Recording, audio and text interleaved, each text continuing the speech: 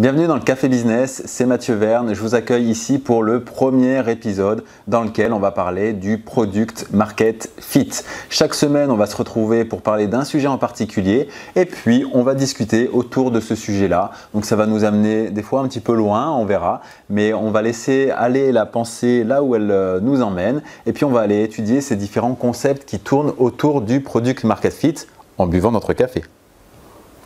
Alors, pour commencer, le Product Market Fit, qu'est-ce que c'est? C'est une bonne question parce qu'il y a plein d'entrepreneurs en herbe qui oublient de se la poser. Quand on veut se lancer dans le business, j'ai l'impression qu'aujourd'hui, plus qu'avant, on ne se pose pas trop de questions, on se lance. Parce qu'il y a de plus en plus de réussite finalement, on peut voir autour de nous de plus en plus de réussite, soit dans notre vrai cadre environnemental, soit finalement par l'intermédiaire des réseaux sociaux qui nous reflètent surtout le positif. On ne va pas se mentir, ce n'est pas la réalité vraie, mais du coup, beaucoup de succès. Et on se dit, pourquoi on resterait dans notre vie de salarié? Pourquoi on ne lancerait pas notre boîte nous aussi? Ok, dans l'idée, pourquoi pas? Et je suis complètement partisan de ça, de se créer sa propre liberté, de prendre ses responsabilités, de ne pas attendre que ce soit quelqu'un d'autre qui nous donne du travail, etc. Mais n'empêche que ça ne correspond pas à tout le monde. Il faut aimer le risque de ça, il faut aimer tout ce qu'il y a autour de ça. Et du coup, le problème en se lançant un peu trop rapidement, je pense, c'est de ne pas se lancer de la bonne manière et de ne pas mettre les bons éléments aux bons endroits. Vous le savez peut-être si vous me suivez déjà, moi j'aime beaucoup réfléchir aux différents concepts, se dire ok, où on en est à un moment A, où on veut aller à l'étape B et comment on fait, c'est quoi le plan d'action finalement au milieu. Et j'aime beaucoup moi réfléchir à ça et mettre en place la meilleure stratégie possible pour arriver justement de ce point A à ce point B le plus rapidement possible, de la manière la plus rapide, de la manière dont on aime faire les choses aussi pour ne pas se forcer à faire des choses qu'on n'aime pas. Des fois il y a des voies qui sont plus rapides mais qu'on n'aime pas emprunter. À ce moment-là, il faut savoir profiter du chemin aussi. Donc pourquoi pas faire un chemin un petit peu plus long, passer par une départementale plutôt que par l'autoroute, mais profiter du paysage. Voilà un petit peu l'idée qu'il y a derrière ça. Mais encore faut-il arriver à son objectif parce que si finalement on tourne en rond et qu'on n'arrive nulle part, il va y avoir un petit problème de motivation tout simplement. On sait bien que la courbe de la motivation quand on veut lancer une entreprise par exemple ou la développer, ça marche dans tous les sens, on est très motivé au début et puis on n'a pas des résultats donc on se démotive jusqu'au moment où on a des résultats et ça remonte. Bien sûr, si on s'arrête avant d'avoir les résultats, on n'y arrive pas. Et c'est pour ça qu'on dit que persévérer, c'est super important, parce que je suis assez convaincu que si on passe à l'action de façon massive, mais de façon intelligente aussi, on arrivera à des résultats à un moment donné, c'est obligé. Par contre, si on prend une série de mauvaises décisions, ça va être beaucoup plus long que si on prend une série de bonnes décisions. Bon. Il n'y a pas vraiment de bonnes et de mauvaises décisions à certains niveaux parce qu'on ne le sait pas à l'avance. Le tout, c'est de passer à l'action et c'est pour ça que je crois beaucoup dans le passage à l'action. Mais pour faire ça intelligemment, il faut faire les choses dans l'ordre. C'est ce qu'on disait tout à l'heure. Faire les choses dans l'ordre, ça veut dire déjà que la première étape, c'est d'avoir un Product Market Fit, de trouver son Product Market Fit. Product Market Fit, ça veut dire le produit qui rencontre son audience. Il fit le market. Il fit, c'est correspond complètement le produit qui correspond au marché. Si vous avez un produit mais que le marché n'en veut pas, peu importe aussi super soit votre produit, ça ne marchera pas. Et ça, on le voit des fois, par exemple, avec des innovations qu'on peut voir aux États-Unis. On sait que les États-Unis ont des années d'avance sur la France. Mais si vous faites rentrer une innovation qui fonctionne aux États-Unis aujourd'hui et que vous l'amenez en France, peut-être que c'est trop tôt, peut-être que ça ne va pas marcher. On le voit avec, par exemple, les Google Glass. Pourtant, c'est un modèle américain. Google a lancé des Google Glass, des lunettes interactives, à réalité augmentée, il y a quelques années. C'était un flop complet. Là maintenant qu'arrivent les métavers, les NFT, tous ces trucs-là, c'est peut-être le bon moment et ils sont en train de relancer leurs produits. Tout simplement, ils ont échoué dans un premier temps parce qu'il n'y avait pas le marché en face du produit, alors que le produit était peut-être très bon. Donc, passer du temps ou de l'argent à développer quelque chose pour lequel il n'y a pas de marché, c'est simplement de la perte de temps. C'est pour ça qu'on dit souvent, vous avez souvent entendu qu'un bon business, ça se base sur une demande d'un marché et si vous venez répondre à cette demande-là, c'est super. Et effectivement, parce que dans ce cas-là, vous partez directement avec un Product Market Fit parce que vous savez que le marché a un problème et vous arrivez avec la solution. Donc, il faut que la solution soit la bonne pour le marché, bien évidemment, et il faut le vérifier, parce qu'il y a peut-être plusieurs façons d'arriver à une solution pour un marché, un problème sur un marché. Donc il faut que les gens soient prêts à adopter finalement ce produit-là, mais vous partez déjà avec une compréhension beaucoup plus fine du problème, parce que ça part d'un problème justement. Donc quand vous partez de là, c'est beaucoup plus facile généralement. Tout n'est pas fait, mais c'est beaucoup plus simple. Ensuite, ce Product Market Fit, tant que vous ne l'avez pas en fait, vous ne pouvez pas mettre d'action massive en place autre que celle de valider ce concept finalement. On parle aussi de preuve de concept, c'est de se dire est-ce que finalement c'est faisable? Est-ce que, c'est pareil, selon le produit qu'il va falloir fabriquer, que ce soit un produit, un service ou quoi que ce soit d'ailleurs, finalement combien ça va vous coûter? Quel est le prix qui est prêt à y mettre un marché? Et si jamais ça vous coûte 100 mais que le marché est prêt à mettre 50, vous ne pourrez jamais faire du business avec ça. Bien sûr, vous allez perdre de l'argent. Donc il faut aussi valider la faisabilité économique. Donc vous voyez que ça commence à faire déjà un certain nombre de choses qui font que s'il en manque une, le projet ne sera jamais viable et vous allez vous planter. Pourquoi il y a autant de startups qui se plantent? Je ne sais pas les chiffres exacts, mais je crois que c'est 8 ou 9 startups qui se plantent. Pourtant, les idées sont géniales, la mise en place est géniale, mais souvent, ils se basent sur des hypothèses de validation de product market fit. Mais en fait, c'est une idée tellement novatrice que c'est difficile de vraiment valider cette preuve de concept parce que ils ont une idée qui va un peu révolutionner le monde. Ils n'ont pas une vraie façon de vérifier sur le marché, de vendre sur le marché ça parce que c'est complètement nouveau et on ne peut pas se baser sur quelque chose. Donc c'est des hypothèses et sur des hypothèses ou sur des tableurs Excel ou tout ce qu'on veut, quand on réfléchit comme ça en amont à un projet, on peut dire tout et son contraire, donc ça ne veut pas dire grand chose. Il faut arriver à avoir des hypothèses les plus réalistes possibles et c'est toute la complexité du truc parce que quand on est fondateur d'une startup comme ça, on croit vachement à notre projet. Autour de nous, on a une équipe, on a de la famille qui va nous encourager dans ce projet-là parce que les gens croient en nous. Mais la seule vérité, c'est celle du marché. Est-ce que le marché achète le produit? Et c'est pour ça que là, je commence à m'y intéresser un petit peu, mais jusqu'à maintenant, le monde des startups, ça ne m'attirait absolument pas parce que pour moi, c'était trop à l'ouest, dans le sens où voilà, 90% du temps, on est complètement à côté de la plaque et on est juste dans son petit monde à réfléchir à un produit que nous, on trouve génial, mais en fait, le marché n'est pas du tout prêt à l'adopter et on travaille pour rien. En plus, il y a beaucoup d'aides dans ces milieux-là, etc. Et heureusement, parce qu'il suffit d'une boîte sur 10 qui a une idée révolutionnaire pour changer le monde. Donc finalement, c'est génial. Mais il y a 9 boîtes sur 10 qui se plantent. Donc bon, start-up, pas start-up, lancement d'un produit, lancement d'un service, peu importe finalement le business que vous essayez de lancer ou sur lequel vous commencez à réfléchir, la première chose, c'est vraiment de mettre tout en place pour valider ça. Avant même de parler de référencement, par exemple. Moi, je suis référenceur à la base et j'ai pu le voir. Le but du référencement naturel, c'est de donner de la visibilité à un site internet. Mais c'est très simple.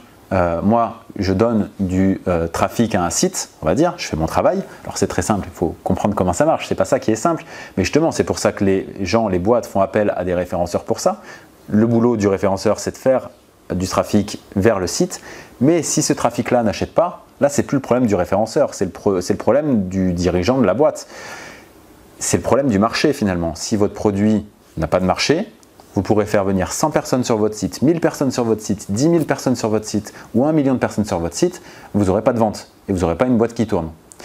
Donc, avant de faire du référencement et avant d'amplifier l'effet que va avoir le fait d'avoir une audience sur votre produit, il faut déjà arriver à montrer que quand vous parlez de votre produit à 100 personnes, il y a X personnes qui sont intéressées, puis il y a X personnes qui achètent réellement le produit.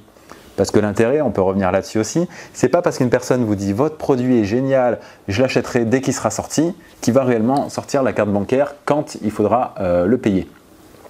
Donc il faut vraiment aller chercher les bons indicateurs, pas juste des fans qui vont dans le même sens que vous et qui sont super gentils et qui vous font croire à votre projet, mais qui finalement ne sont pas la réalité. La réalité, c'est l'argent. Hein.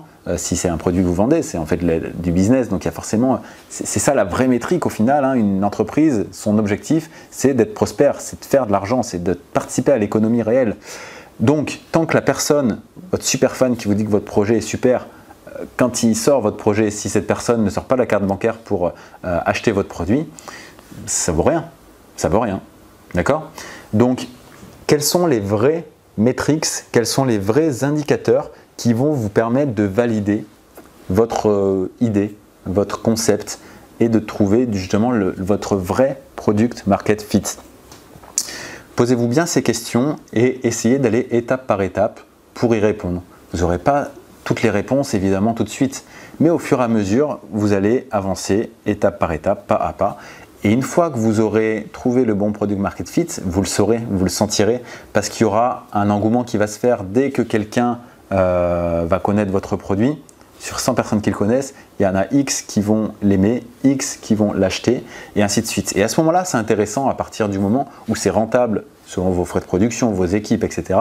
À partir du moment où c'est rentable, eh ben, vous allez pouvoir mettre en place des stratégies d'acquisition de trafic, notamment, qui vont faire que ce n'est plus 100 personnes qui vont vous connaître, mais c'est 100 000. Et quand c'était 100 et qu'il y avait 5 personnes qui achetaient votre produit, là où c'est 100 000, eh ben, c'est 5 000 personnes qui achètent votre produit. Et là, vous allez pouvoir développer votre entreprise. Mais à la base, comment vous voulez développer une entreprise qui est bancale si vous n'avez pas ça?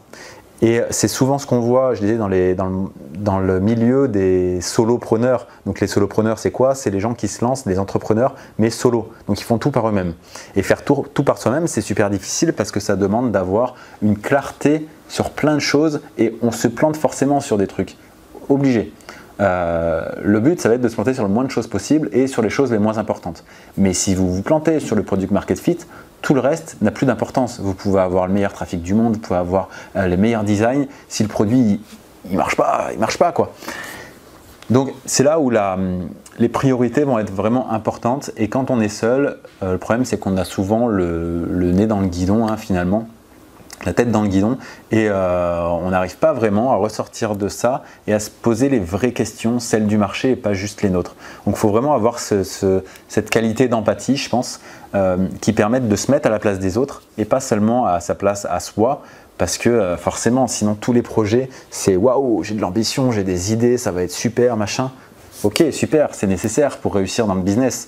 Mais si vous oubliez l'autre partie de l'équation qui sont vos prospects, qui sont vos clients potentiels, bah, il va manquer quelque chose, il va manquer un ingrédient et ça ne va pas prendre, quoi, tout simplement. Donc, par rapport à ça, pour les solopreneurs, je pense que c'est bien de pouvoir s'entourer, notamment d'un groupe de personnes à qui on peut parler de ça, et pas forcément juste les proches qui vont aller dans votre sens.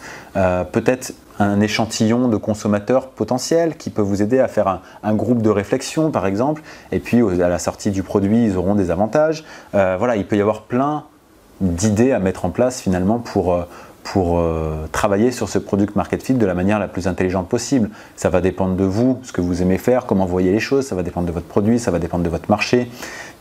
Il y a plein d'approches possibles, ce n'est pas vraiment la question de ce podcast-là, mais la question c'est focalisez-vous, vous, sur ces questions-là. Posez-vous les bonnes questions et mettez en place les choses et ne faites pas que réfléchir dans votre coin au truc. Mettez-vous vraiment en relation avec le marché parce que le marché a la vérité. Il n'y a que lui qui a la vérité finalement. Voilà, j'espère que ça vous aidera à définir davantage votre business, vos produits, les étapes, ne pas aller dans le mauvais ordre parce que la stratégie c'est extrêmement important. Imaginez bien un joueur d'échecs, il va réfléchir plusieurs coups en avance et il faut qu'il ait le bon ordre dans ses coups, il faut qu'il ait la bonne réflexion, il faut qu'il anticipe les mouvements de l'adversaire. Donc tout est important, vous, votre équipe, votre produit, votre marché, les concurrents, le positionnement de l'État par rapport à ça. Il y a plein de choses qui peuvent rentrer en compte dans votre business, dans la réussite de votre business.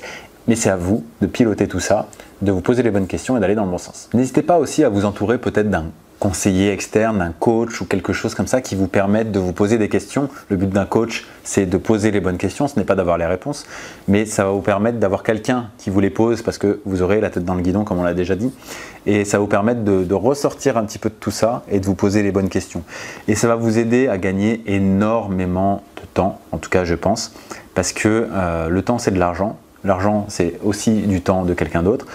Donc, avoir ce que vous avez le plus. Est-ce que vous avez le plus de temps? Est-ce que vous avez le plus d'argent? Qu'est-ce que vous êtes prêt à consacrer dans votre projet? Il faut vous connaître également vous-même pour savoir à quel moment vous allez être OK pour dépenser de l'argent dans votre projet et jusqu'à quel point. À quel moment vous allez être OK pour passer du temps dans votre projet et jusqu'à quel point.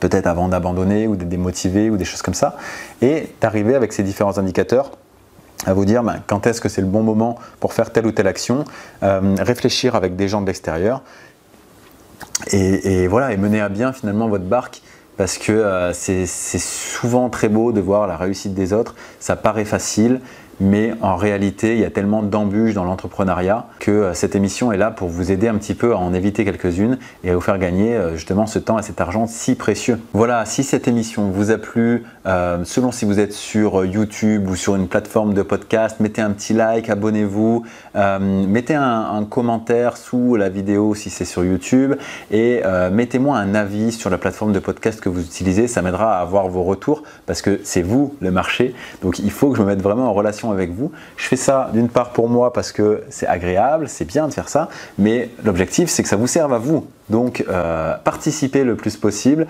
donnez-moi votre feedback, donnez-moi pourquoi pas des thèmes que vous voulez que j'aborde dans les prochaines émissions, et puis on se voit samedi prochain à 13h30 pour la prochaine.